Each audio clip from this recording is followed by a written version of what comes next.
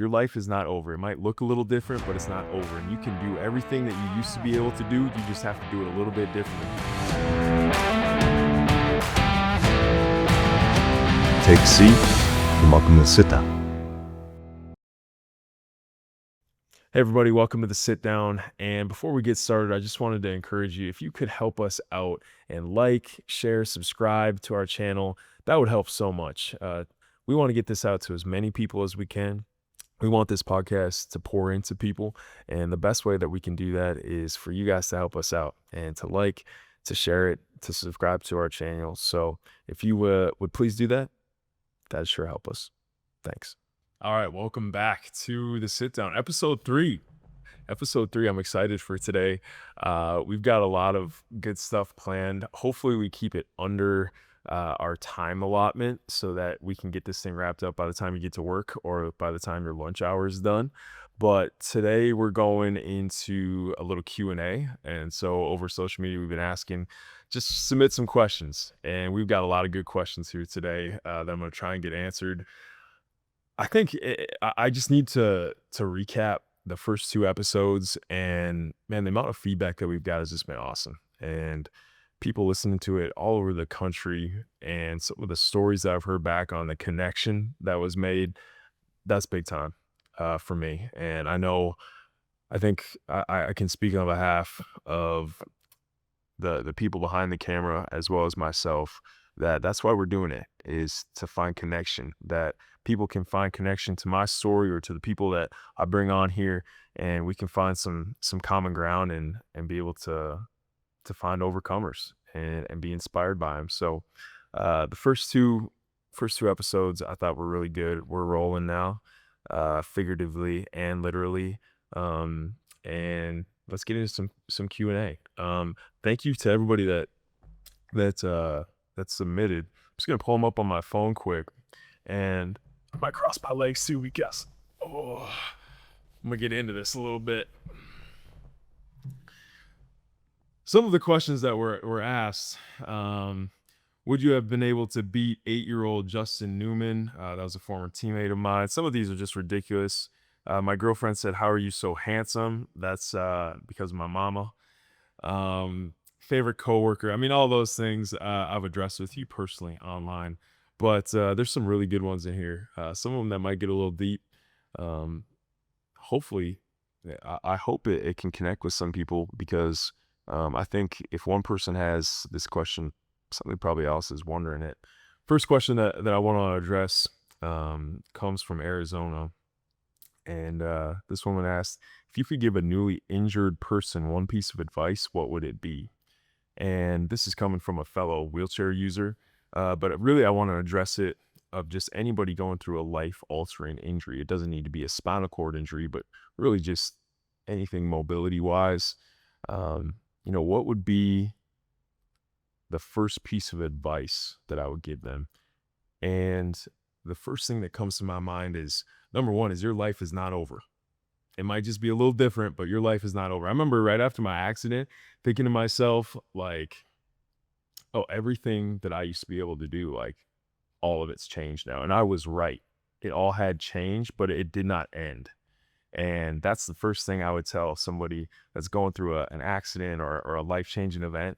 Is like, your life is not over. It might look a little different, but it's not over. And you can do everything that you used to be able to do. You just have to do it a little bit differently, right? I can still play basketball. I just might not be able to dunk anymore, but I can still shoot a pretty good little elbow jumper, right? I can play basketball, just do it differently. I can still skydive, right? I just might get on the plane a little bit differently. And I might not jump off a plane. I might just scoot off the plane. Everything you can do, you just do it a little bit differently. And so that would be my first thing that I would tell them. I'd probably tell them a lot more, but the first thing I would tell them is that your life is not over. It's just going to be a little bit different. And there's a lot of joy in that different. So that's a great question. Let's see here. What is the most frustrating thing for you as somebody with a spinal cord injury? That's a good question. I think the first thing that comes to mind, the thing that I struggle with most, I think a lot of people from the outside looking in would say, oh, you can't walk. That must be the thing you struggle with most. And to be honest, that's not even near the top. Uh, I get around just fine in my wheelchair. I live in the United States. We have ADA. Things are accessible for the most part compared to the rest of the world. Things are very accessible in the United States. It's not a walking mobility issue. It's a medical care issue. Number one is skin control.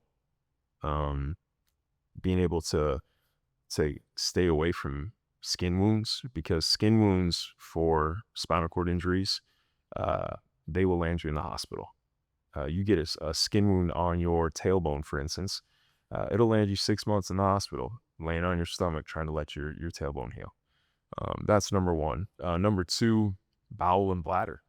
That's a big deal. People understand, no, I don't have feeling, I can pinch myself. I don't have feeling below my injury line, but that includes all your bodily functions. I can't feel when my bladder is full. I can't feel when my bowel's full. So having to learn how to manage that, that's frustrating, because sometimes your body does what you're not expecting. And so that can lead to moments of embarrassment at times and frustration. And so I would say, to all the SCI community out there, man, bowel and bladder, I'm with you. That's probably the most frustrating thing that I still deal with today. So that's been pretty frustrating. One question that I really like to think about, that I had submitted, was, where do you see yourself in 5, 10, and 15 years from now? And that's a fun one, because that's a dreamer question, and I love to dream. I think that's probably one of the most fun things to do in life. Tell me if you agree with me, Garrett, behind the camera here, but sometimes I think dreaming about doing something is actually more fun than doing it itself. Do you ever feel that way? For sure. Like like Garrett behind the camera here, he went to a state tournament his senior year, correct? Yep. He went to a state tournament in basketball. We've dreamed our whole lives leading up to that point of going to the state tournament. 100%. And then you go to the state tournament and it's fun, yes. But like, you had 10 years of enjoyment dreaming about what that moment was going to be like before you got to it. You know what I mean? It's almost like going to Disney World. I think a lot of people, the best part about going to Disney World is the 2 weeks leading up about going to Disney World, right? You don't think about the lines at Disney World. You don't think about the heat. It's 95 degrees and humid in Orlando, Florida. Now you think about, oh, man, meet the princesses, and I can't wait to see my kid interact with Mickey Mouse, and all the food and the dinner. You're like dreaming. You're sitting at work. And you're like, I would rather be in Disney World right now, right? And so I think dreaming is really, really fun. So when that question got submitted, I started dreaming. But you got to be careful with dreams, to not let them get your reality all mixed up, because dreams without a plan are just a fiction of your imagination. And so, man, 5, 10 years from now, I hope that I'm surrounded by good people that I can love, that love me in return. I hope that I'm still making a difference for people, on a personal level, whether that be somebody, at our family farm, whether that be somebody that we're building a home for, whether that be somebody that I'm speaking to in an audience. I hope that I'm able to positively impact people, because I really believe that helping people with their story, and finding some common ground with them and connecting with them, that's some of the most fulfillment that I've found in life. And so, I had my whole life planned out. Like, I had it all figured out. I was gonna have this job and this house, and I think we fall into that trap of like imagining what the perfect life might be. And then when it doesn't happen, we're disappointed. Like, oh, I didn't get the job with Anheuser-Busch. I'm not a brew engineer living in Fort Collins. But the life that I have now, if I would have dreamed it way back then, I would have said, that's crazy, right? No way that's gonna be. But I look at my life now, I'm like, man, it's pretty dang good. So I don't want to get too far into specifics, but I hope I'm surrounded by really good people that love me and that I can love in return. If that's the case, I think the rest of it will take care of itself. But that's a good question. Uh, that's a good question. A dreamer question. Keep dreaming, for all the dreamers out there. Keep dreaming. I got one more, couple more related to the injury. Then we'll get into some of the other ones. Hardest thing to relearn after my injury. Uh, a lot of people expect driving. you know, how to use hand controls. Uh, I took I took some lessons at Craig. I had that done at Craig, and I think it took me about 6 hours. I grew up driving snowmobile and four wheeler and all that kind of stuff that had hand controls to begin with. So for me, driving with hand controls on a vehicle really wasn't too different from any of that stuff. The difference was that I had to learn on I-25 in Denver. And for all the people listening in Colorado that have driven through Denver metro area, nuts, crazy drivers. So the roads in North Dakota are much easier to navigate than I-25. But that was one thing that was a little bit different. I would say relearning how to be short again, and I say that lightheartedly because I am, I'm 4'9". I like to say I'm 4'10", but I'm about 4'8", 4'9" in a wheelchair. Uh, but I'm not nearly as tall as I used to be. I can't just grab things. So having to be creative with how to get things from high places when somebody can't help me, that was hard for me to relearn from a physical standpoint. From a mental standpoint, it's a pride thing, 100%. Having to throw your pride away of you're no longer, the Division 1, 6'6", come in. That took me some time to relearn to be me again, sitting in a wheelchair. So I think you relearn physical things, but you also have to kind of reprogram your mental side of things. And I feel like I'm in a pretty good spot now. So good question. I've got one coming from the boys down in Arizona wheelchair basketball. Uh, Question is, what was your favorite memory when you were playing at the U of A? And I can tell you what my least favorite memory was, and it was losing back-to-back national championship games. Those were probably my least favorite moments. Uh, led, they led into some of my favorite moments, though. Like sometimes I think hardship can bring about some of the biggest camaraderie and togetherness in a team. Um, I talked about it on last episode, but like this moment of coming off the court, after my career is over and seeing like 50 of my friends and family waiting there for me, that was a aha moment of like, wow, it was worth it. That was absolutely one of my favorite memories after one of my least favorite memories. I would say though, one awesome memory I had was a bus trip from Tucson to Dallas, Texas. So we drove across Arizona, New Mexico, and then into West Texas. And we had a bunch of disabled um, basketball players getting onto a bus. That's a sight in itself. And then the bus ride back, the bus ride there was fine. It was during the night, so a lot of us slept. But then the bus ride back, we left at like, I don't know, mid-afternoon, and we had a time on that bus ride. It was awesome. Good camaraderie. I remember we got to Midland, Odessa, though, and for the people that aren't familiar with Texas geography, Garrett, when I say Midland, Odessa, what do you think of? The middle of nowhere. Middle of nowhere. Okay, that's fair. For the real football junkies out there, Friday Night Lights. Permian High School is in Odessa, Texas. So Friday Night Lights, the movie, shout out Booby Miles, that is shot in Midland, Odessa. So that's like West Texas football. You think oil, you think high school football, and you think exactly what Garrett said, in the middle of nowhere. We get to Midland, Odessa, and I was kind of like, oh, like we're in West Texas now. This is football country. And then I saw a sign right outside out of Midland, Odessa that said El Paso, 276 miles. And I thought to myself, what is in between Midland, Odessa and El Paso? 276 miles? Like West Texas never ends. And that bus ride never ended, but that's okay because we were having a good time on that bus. Just me and my boys. So most of the stories I got from that bus ride, I'm not telling here today, and that's all right.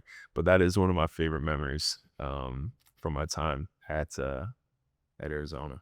I think it's interesting, and I've got Garrett and Nana behind the cameras, and I'd be interested in their opinion on this too. What are some of your favorite memories of team activities? Like Garrett, if I were to ask you, like, what's the first thing that comes to mind when you think of your time at Jamestown, but also at Carrington? Like, what comes to mind right now? High school, definitely the state tournament, like we talk about. What's the memory that comes from right now? What's in your Beating head? Stanley. Beating Stanley. Sorry, Okay. Wyatt. Shout out Wyatt Hansen. Beating Stanley. Okay. What do you remember about that game?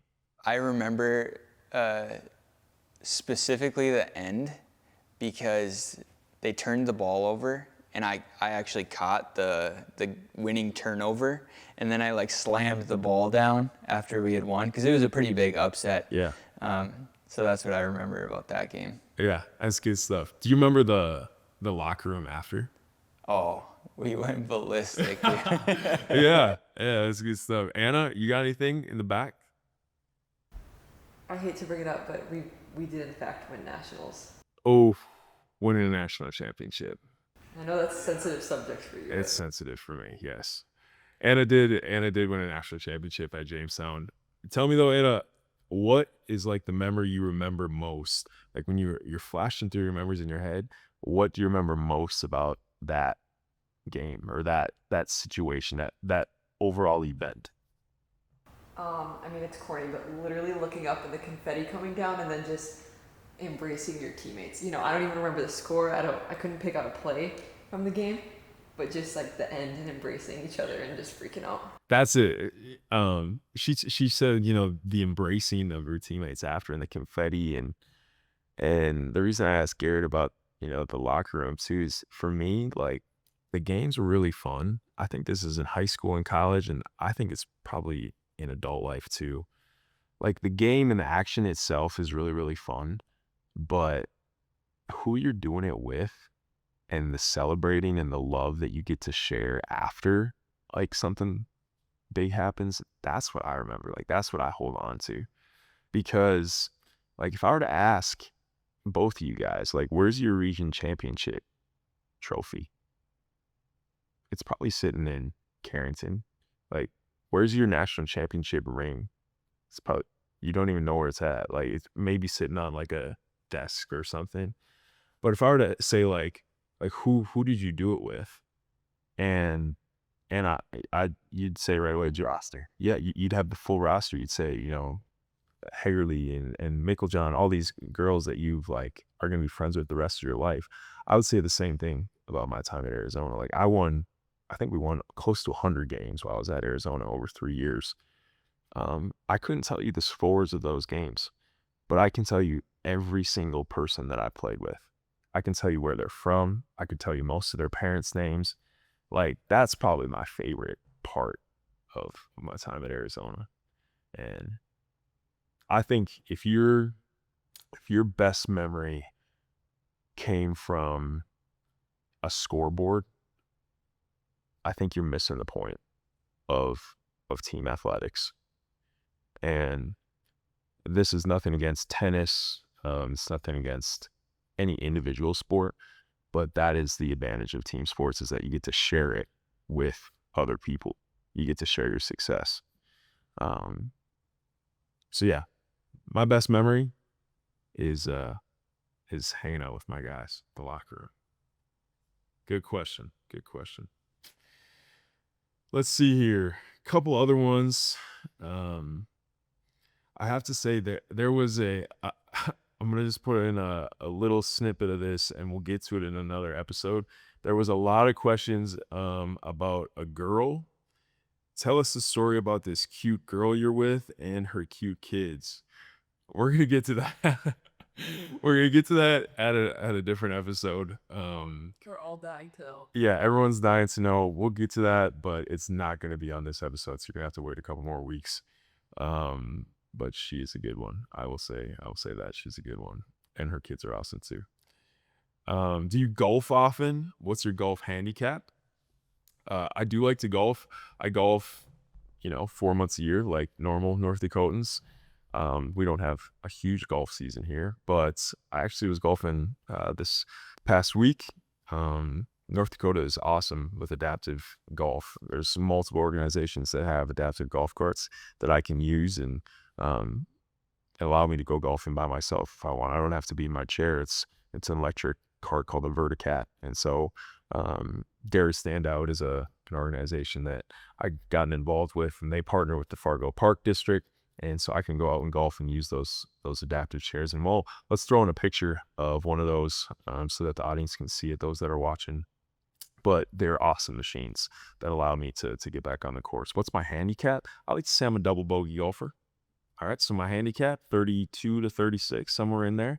I'm not good enough where I've actually like gone and gotten a handicap, but on a par three, I'll go five, and on a five, I'll probably go seven. I three putt everything, so I'm with a majority of people that I like golf, but I'm not very good at it. So that's my golf game. Let's see here. I got a couple more, and then we'll get a couple questions from the back. Um, One of the questions was, did your friend group change after your accident? And I'm gonna say yes and no, because in moments of trials and adversity and trauma, man, you really learn who your friends are. Um, and my friends showed up big time.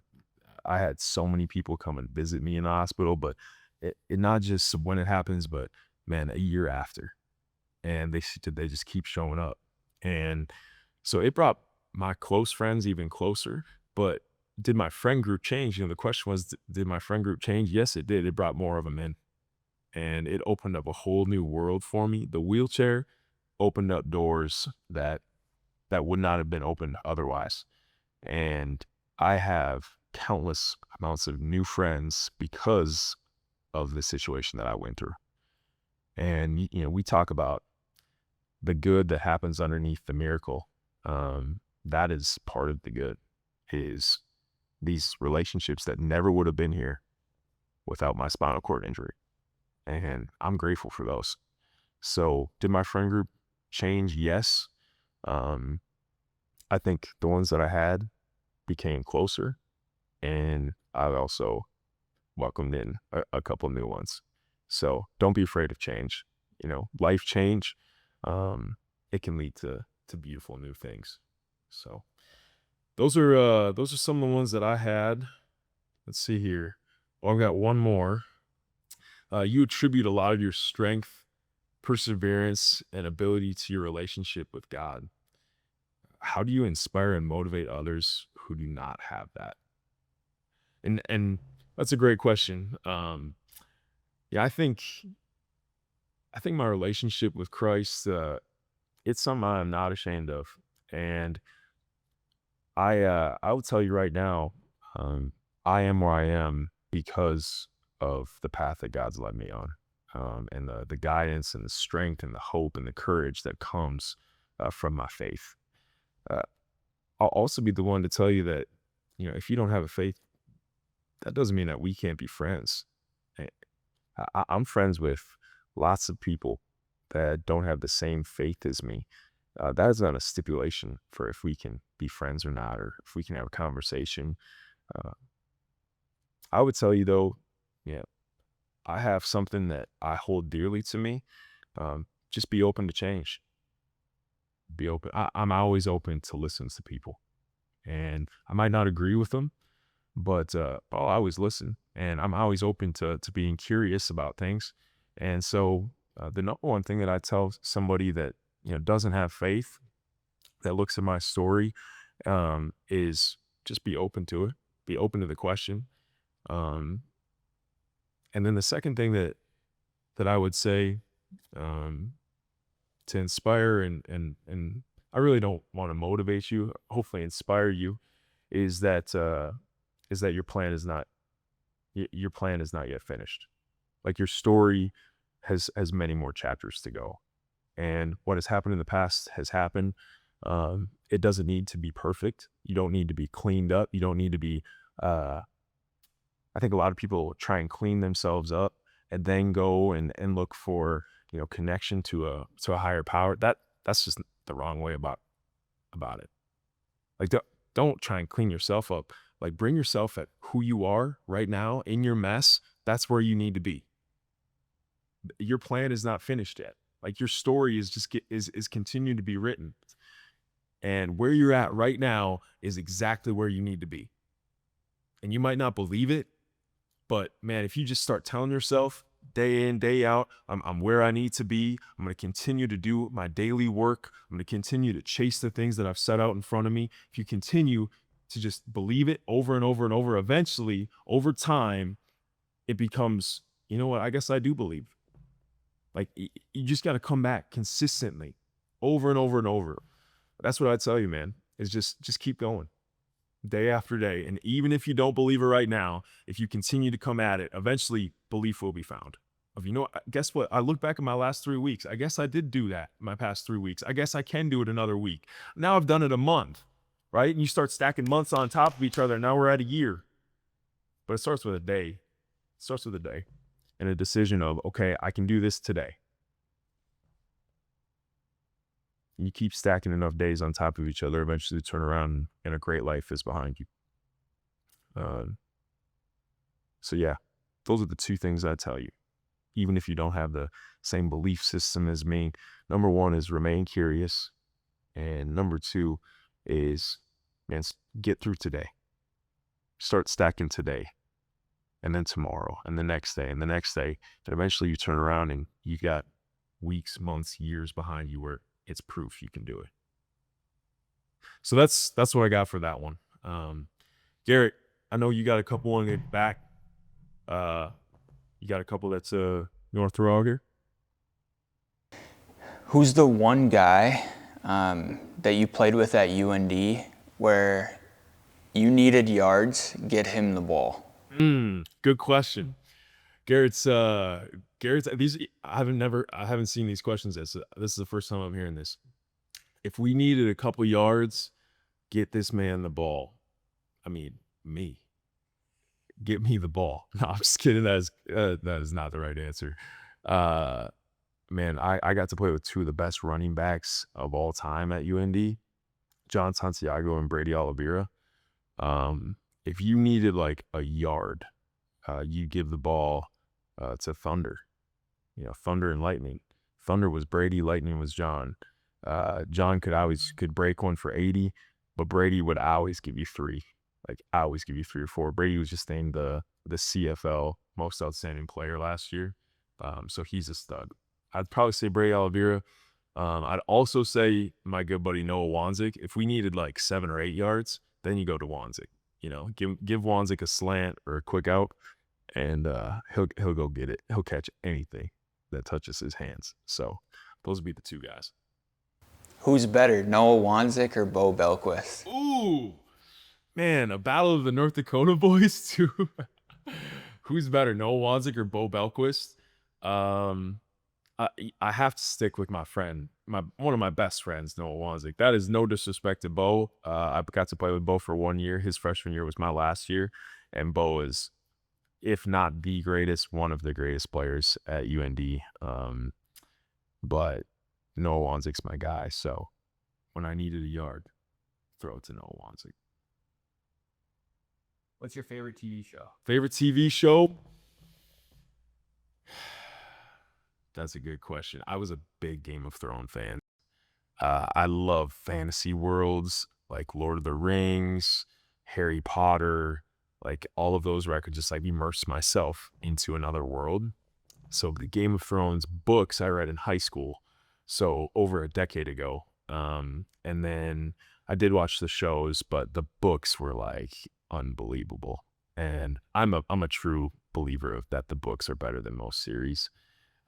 Maybe somebody can disprove me with an exception to that, but I'm going Game of Thrones is probably one of my favorite shows of all time, with exception of the last season.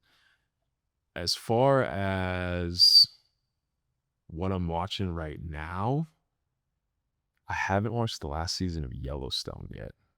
I need to watch that. And I do enjoy Shane Gillis. So I watched season 2 of Tires, and that was pretty good comedy for my airplane rides. So those I'll give those out. Yeah. We got probably one more. You got another one? Let's do What's your favorite sport to watch? Oof. That's a good question. Favorite sport to watch? I think playoff basketball is probably my favorite. Um, like NCAA tournament, Final Four, NBA playoffs.